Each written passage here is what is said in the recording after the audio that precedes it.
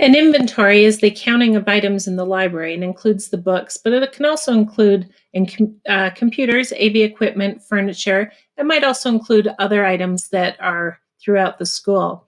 Inventory can be done once a year, usually done once a year, usually at the end of the year when school is closed, but it can also be done during the year as well when students are in session. Some of the reasons for doing an inventory is to assess your collection for deficiencies in age for older books, usage, genre type, etc. To examine each resource based on age, relevance, condition, currency, and to determine its future in the library.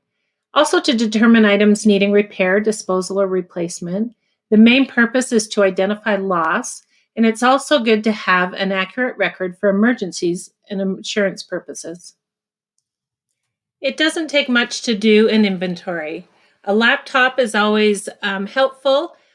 You can use a wireless scanner. Our wireless scanner did not work nearly as well as a wired scanner, so I switched to that. It was much easier. Having it on a cart makes it easier to move from shelf to shelf. As I get older, I need a short chair to reach the books on the lower shelves, and also something to mark where you left off.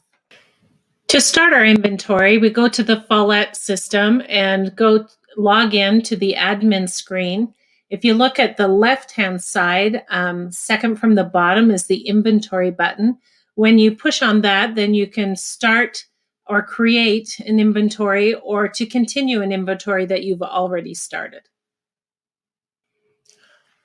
On the inventory screen, you can see at the top where it says inventory name. I would give this name fiction, as I would start with the fiction books. Then it says call numbers from, and I would put in there a capital F space, capital A, little a, to capital F space, capital Z, little z. This will include all of the fiction books in our collection. Doing the inventory in small chunks is recommended. It's a lot easier to manage your inventory when you do it by sections. I do all the fiction section together, and then in the nonfiction, I would divide it by Dewey Decimal numbers. So I might do the 0 to 200s, and then I might do the 300s next, and then I'd do a separate inventory for each hundreds of the Dewey Decimal System.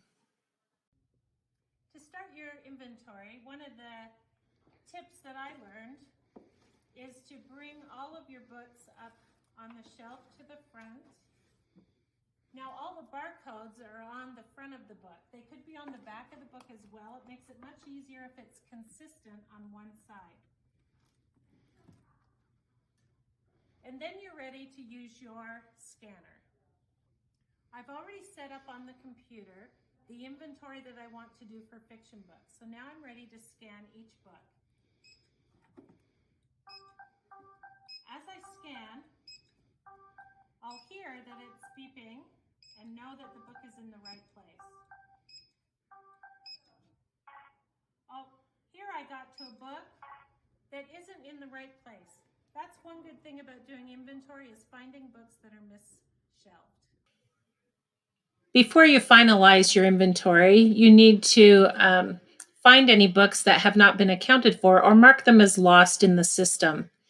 After your inventory has been finalized, there are many records that you can pull up from the Follett system that help you manage your library. This particular record is the list of lost books in the library, so we know which ones we need to replace at the end of the year. The inventory can be done by a student aide or a library assistant as well. My best advice is to do it when students are not in the library, to put on a really good audiobook and scan away to your heart's content.